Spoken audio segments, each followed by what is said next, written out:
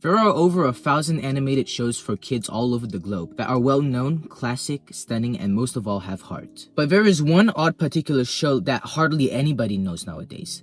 And that, my friends, is called Strange Hill High, a co-production between CBBC, Fremantle Media, and Factory. I heard CBBC was a garbage channel.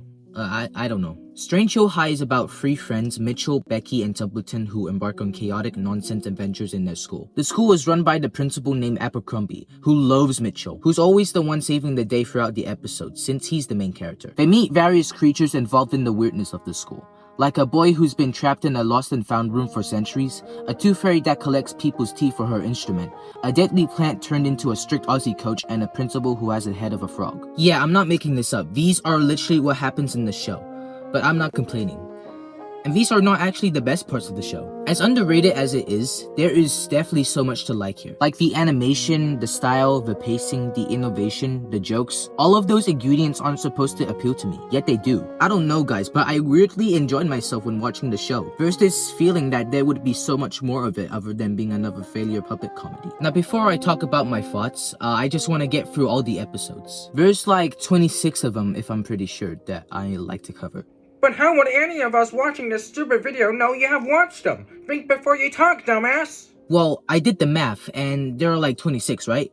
So, I was thinking that maybe, I'm gonna watch like 5 on a Monday, another 5 on Tuesday, another 5 on Wednesday, another 5 on Thursday, and a 6 on Friday. In which I thought that'd be the case. The actual results were 4 on a Monday, 6 on a Tuesday, 6 on a Wednesday, 4 on a Thursday. None of us are saying right now manners. Just get to the fucking point. Hey, you asked, so you can't deny that. Or I take everything back and throw it out of the window. And also, I made a ranking list throughout my binge watching. And you know what? Since you viewers are actually being very rude, I'm gonna turn this video into a ranking video. It will take like 1 hour. Yeah! I can't suffer any longer. Yeah!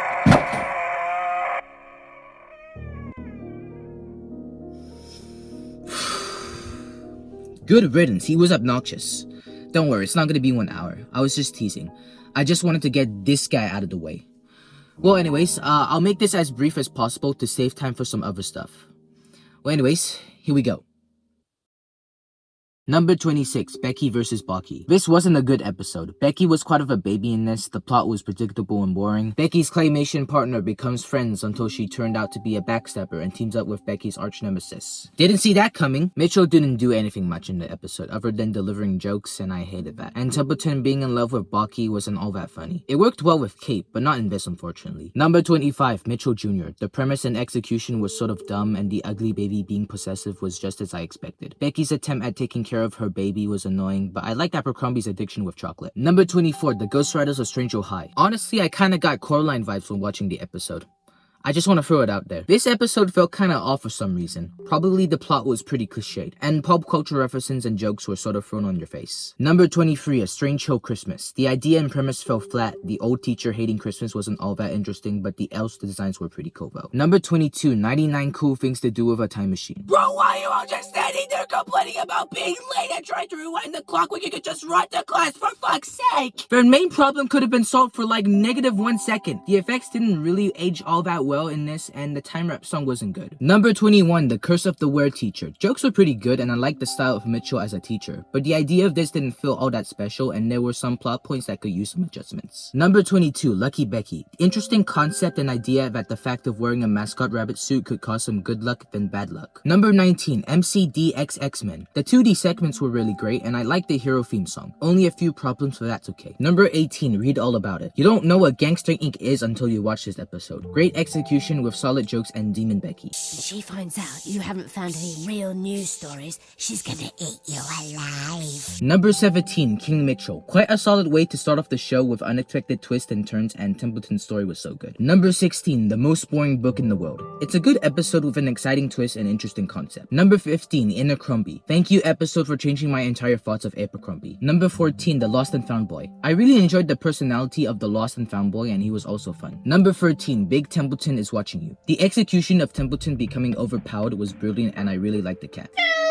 Number 12, The Snide Piper. Great rap song that was well made, and French Templeton was awesome. I wish I knew what he was saying in English. Number 11, Teacher's Pet. Dude, I love how they had to blur the chainsaw, it was so classic. Number 10, The End of Terminator. I admit I'm crushing on Kate. Her design and appearance is a smash. So yeah, Kate's got me down bad. You can't stop me. Number 9, Big Mouth Strikes Again. This episode's actually wild. A mad tooth fairy living underneath a school kitchen controls the school chef, giving kids candy so the teeth would fall. And the tooth fairy would collect the teeth to make his xylophone. What the actual fuck? That's actually psychotic. And it gets even more crazy when the xylophone comes to life. He's a very happy little fairy, fluttering from east to west to south.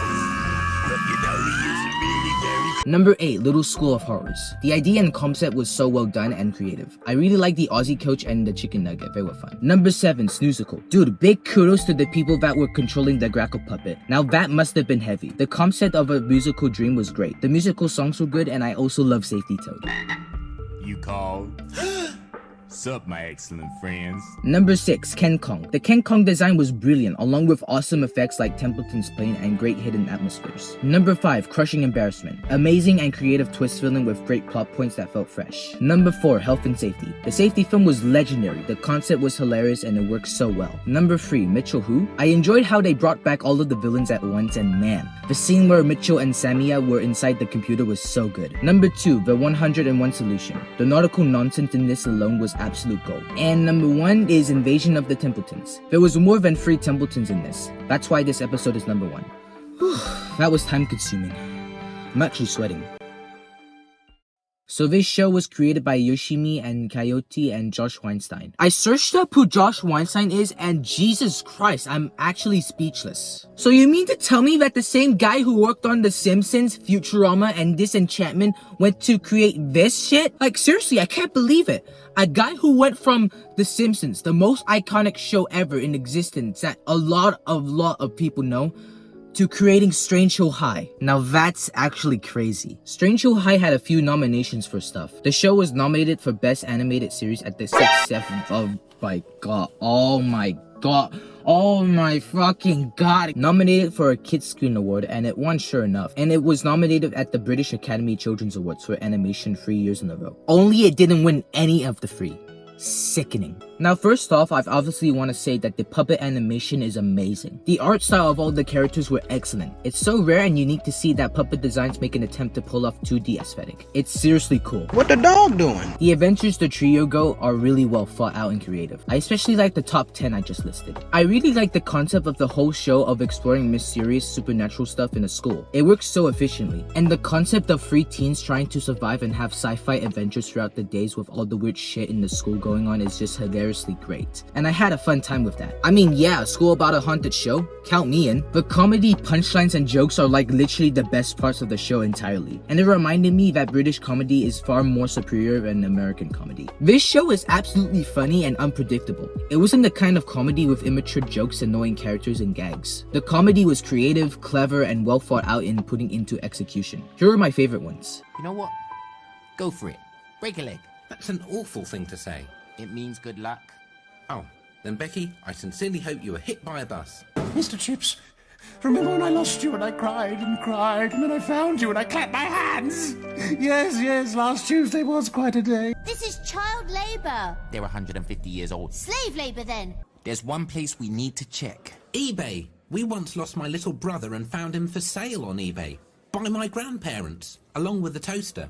They're slightly demented, but tech-savvy. Check out my fresh new medallion. Do you even know who Malcolm X was? Of course I do. It was one of the X-Men, innit? Sure, I feel like the show could use some adjustments. Most of the time it gets carried away with its creativity and comedy, which makes some of the episodes pretty overdone. There are also a little bit of animation errors that could have used a bit more takes, but I guess they're pretty hard to see. And the characters over-explain most of the scenes and plots as the episodes go by, and I don't really like that. It sort of feels like they're yapping 10 times the speed. But that doesn't hold me back from liking it though. It still has its moments that keep winning me back. Lastly, I want to talk about the characters. Note, I've saved the best for last. Mitchell, who is the main character, is a pretty decent protagonist. I liked his jokes and deliveries. They were quite spot on. He's one of the good too cool for school characters. I wouldn't say perfect, and he could get annoying at times, but he's chill. I like him. Becky? Well, she's not a bad character, just that she could have an over and exaggerated personality that gives me a headache. But her out of context and voice acting is pretty solid. Abercrombie was also an out of context hilarious character. One of the best comedic principles in my opinion. The side characters had the time to shine as well. I especially enjoyed Matthew, the twins, Tyson, and Bishop. Alright, now time for the best thing I like about Strange Hill High. The one and only one who takes all the fame away. The one that is number one. The one who is that good shouldn't be normal to be the one. Templeton. Hear that, boys? We did good. That's right, Templeton the GOAT. I love him with every bit I have. He is that epically good. This much power of him to be the GOAT should be illegal in Germany, Ireland, Belgium, Barcelona, Kuala Lumpur, which is in Malaysia, Greece, and Jamaica. Seriously, I cannot describe by how much goodness of this little rascal has. It is unbelievable, guys. We, as humans and society and humanity as we know it, is cooked if we don't have people like Templeton in the world. We could solve racism. We could solve labor. We could solve pollution. We could solve everything if we have a Templeton in our hearts. Trust me, 100%. Okay, guys, so I'm here with my buddy Billy here. Hi. So how are you today, Billy? I'm doing dreadful, thank you very much. Now, since you heard my thoughts about Strange Hill High, I'm gonna hand the microphone to Billy here to talk about his thoughts. What microphone? I don't have a microphone. No, you don't have a microphone in you. It's just the same, bruh. You don't all have to take everything too seriously. Okay, what I like about Strange Hill High is, like, the story was good. I liked the animation and it was cute. The story was great and everything I like it was fun. I liked the episodes, they were good. And again, the animation was great and the characters were also great. Mitchell was good. Becky was good, and Templeton, he's good. And did you just say Templeton was good? I just said he was a good character. What the hell is wrong with you? He's a legend. Okay, well, why are you getting so worked up? Oh my gosh, how dare you disrespect our Lord and Savior Templeton? Okay. He's one of the greatest characters in the whole world, and you disrespect him. You know what? Brought me here. I'm so sick and tired of you right now. Just get out. Get out now. I'm sick of you. Just leave. Unbelievable. You, my friend, just committed the most greatest sin imaginable. Get out. Get out now. This is the out. Okay, wow. Get out now. Wow. Why the hell are you still doing in my house? Get out now. Yeah, that's right. Leave. Go. Shoot. Out. Go back to the sneaky old rotten crap and place you belong. Hell, out. Now. This isn't over yet. You hear me, bitch? It's not over yet. I'm giving Strange Hill High a 7 out of 10. Thank you for your time, and we'll keep in touch.